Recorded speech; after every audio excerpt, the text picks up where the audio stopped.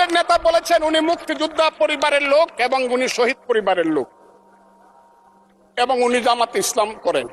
এটা ডাবল অপরাধ। মাননীয় সদস্যবৃন্দ, এটি বাংলাদেশের জাতীয় সংসদ।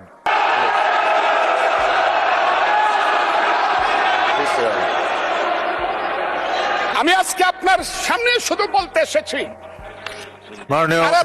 মাননীয় সদস্য, আরো 3 মিনিট দেওয়া হলো আপনাকে। আমি বলতে এসেছি, হ্যাঁ আমার বক্তব্যের পরে বলবে আমরা কি মুক্তিযুদ্ধ করি নাই। যেমন বিরোধী দলের নেতা বলেন, উনাকে আমি অসম্মান করি না, সব সময় মাননীয় বলে কথা বলি, কিন্তু উনার দলের লোকজন এখানে বসে আছে, তারা আমাকে ফজা পাগলা বলে কথা বলে। উনি একদিন এটা বলে তারা নাকি সভ্য, তারা নাকি ইসলাম। এবং উনি যে বলতেছে, ওদিন বললো যে আমার দাড়ি পাকা, আমার চোখের সমস্ত পাকা, উনি আমার চেয়ে 10 বছরের ছোট। আমার বয়স 78 বছর, আমি 48 সনে জন্মগ্রহণ করেছি, উনি 58 সনে জন্মগ্রহণ করেছে। কথা মাননীয় সদস্য, আমি ওনাকে, আপনাকে কেউ এই ধরনের উক্তি করেছে আপনার সম্বন্ধে? এরকম তো সংসদে কেউ বলে নাই তো। এরকম করেছে, আপনি কেন নিজে টেনে করেছে আচ্ছা, এখানে উপস্থিত আমি আজকে আপনাকে বলতে চাই, আপনি বলতে থাকেন। আচ্ছা, আমি যে কথাটা বলতে চেয়েছিলাম, বিরোধী দলের নেতা বলেছেন উনি মুক্তিযোদ্ধা পরিবারের লোক এবং উনি শহীদ পরিবারের লোক এবং উনি জামাত ইসলাম করেন। এটা ডাবল অপরাধ। মুক্তিযোদ্ধা পরিবারের লোক কেউ জামাত করতে পারে না। আর শহীদ পরিবারের লোক, মাননীয় সদস্যবৃন্দ, ওনাকে বলতে দেন।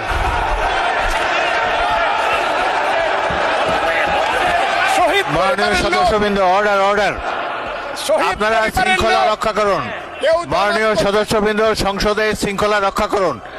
মাননীয় সদস্য ফজলুর রহমান, আপনি শেষ করুন, কষ্ট পাইতেছেন, বক্তব্য শেষ করুন। আমি আবারও বলে রাখলাম, শহীদ পরিবারের লোক তো জামাত করতেই পারে না, আর জামাত করলে ডাবল অপরাধ করতেছে। 2, তাহলে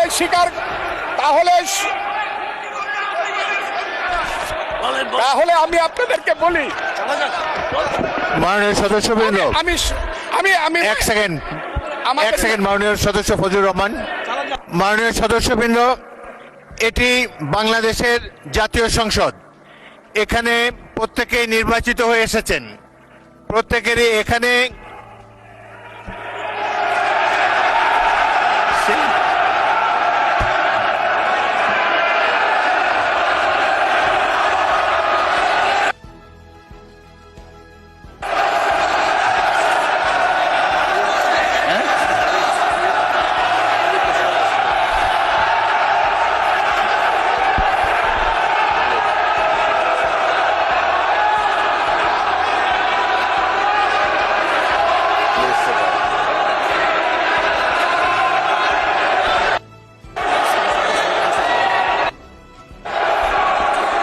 সদস্যবৃন্দ, দয়া করে বসুন।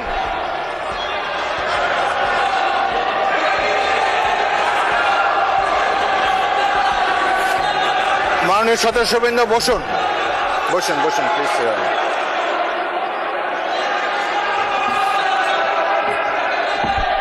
বসুন, মাননীয় সদস্যবৃন্দ, বসুন।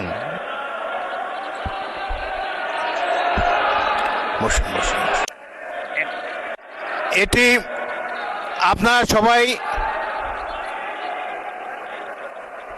মাননীয় সদস্য ফজলুর রহমান, আপনি বসুন, আপনার সুযোগ দেওয়া হবে বক্তব্য শেষ করার জন্য। মাননীয় সংসদ সদস্যবৃন্দ, সারা জাতি দেখছে, লাইভ টেলিকাস্ট হচ্ছে, সবাই আপনারা নির্বাচিত সদস্য, এখানে সবাই জনগণের ভোটে নির্বাচিত সদস্য। আমি প্রতিদিনই বলি যে রুলস অফ প্রসিডিওর বইটা একটু পড়েন। যদি এই সংসদ যদি বিধি মোতাবেক পরিচালিত না হয়, এটি আর জাতীয় সংসদ থাকবে না। অতীতে জাতীয় সংসদ সম্পর্কে অনেক তিক্ত অভিজ্ঞতা আছে। প্রথমে নজমুল হুদা, তৎকালীন মাননীয় সদস্য, একটা বক্তব্য করলেন, সদস্যরা ওয়াকআউট করে চলে গেলেন। আমরা ভাবলাম যে আধা ঘন্টা পরে ফিরে আসবে। ওই বয়কট 2 বছর চলেছে। সুতরাং সামান্য কারণে উত্তেজনা সৃষ্টি করা ঠিক নয়। প্রত্যেকেরই বাক স্বাধীনতা আছে।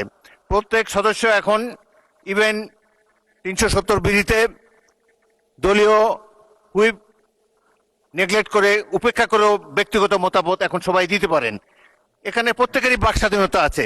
যদি কোনো সদস্য সরকার দলের সদস্য আর বিরোধী দলের সদস্যের মত এক হবে এমন তো হতে পারে না। এই জন্যই একটি সরকারি দল একটি বিরোধী দল এখানে আছে, জনগণই এভাবে নির্ধারিত করে দিয়েছে। যদি সরকারি দলের কোনো সদস্য তার বক্তব্যে আপনাদের আপত্তি থাকে, আপনারা এরপরে তো plenty of time is there, আপনারা তার বিরুদ্ধে তিনি যা বলেছেন সেই যুক্তি খণ্ডন করুন। তিনি ভুল বললে তাকে পাল্টা অভিযোগ করেন তার বিরুদ্ধে, কথা বলার সময় তো সুযোগ আছে। কিন্তু এই যে শিশুরাও লজ্জা পাবে এই ধরনের, যদি বয়স্ক শ্বশ্রুমণ্ডিত ব্যক্তি, বয়স্ক যারা অলরেডি দাদা হয়ে গিয়েছেন, তাদের নাতিরাও হয়তো এখানে গ্যালারিতে বসে দেখছে, তারা কি ভাববে এটা সম্পর্কে। আরেকটি জিনিস হলো, সংসদের স্পিকার যখন দাঁড়ায় তখন এটি অবশ্য কর্তব্য সবাই এখানে বসে পড়বেন।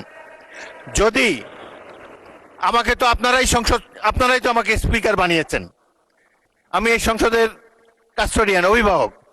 যদি চেয়ারের প্রতি এই সম্মান আপনাদের না থাকে, তাহলে জাতীয় সংসদের প্রতি মানুষের কোনো রেসপেক্ট থাকবে না আগামী দিনে। আপনারা বলতে পারেন freedom of speech is there, Fazlur Rahman সাহেব যা বলেছেন এরপরেই আপনাদের একজনকে টাইম দেব, প্রয়োজন হলে টাইম বাড়িয়ে দেব, তার যুক্তি খণ্ডন করুন। তিনি যদি অসংসদীয় কোনো কথা বলে থাকেন সেটা আমরা পরীক্ষা করে স্পঞ্জ করে দেব, কিন্তু বক্তব্যের সময় তাকে ডিস্টার্ব করবে না। জনাব সদস্য ফজলুর রহমান, আপনি 3 মিনিটে আপনার বক্তব্য শেষ করেন, তারপর আমি বিরোধী দলের নেতার বক্তব্য শুনবো। আপনি শেষ করেন। 3 মিনিটস ফর ইউ। মিলর্ড, প্রথম নিজের নামে পরে বঙ্গবন্ধুর নামে